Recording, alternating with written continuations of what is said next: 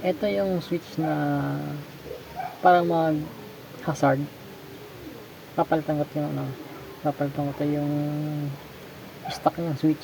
Kasi wala tong hazard yung motor. Kasi nga, naiingit ako dun sa mga nakamotor na may hazard habang maandar. Yun, gusto ko maging kamote na hindi naman dapat naka-hazard kundi naman kinakailangan.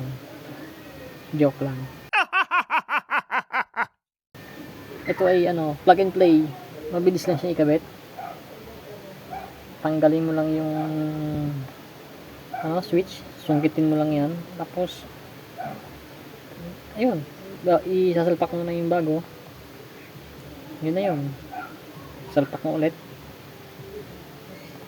Mabilis lang siyang gawin, mabilis lang install.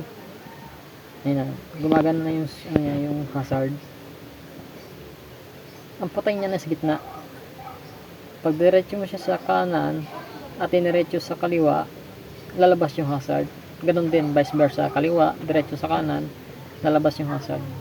Kaya kung ikaw ililiko ng kanan, tapos ililiko ulit ng kaliwa, dapat papatay mo muna yung signal light para hindi siya mag-hazard. Ayan. Pwede na ako maging kamote, naka-hazard habang nagmumotor. Joke lang. Ayan. Mabilis lang siya.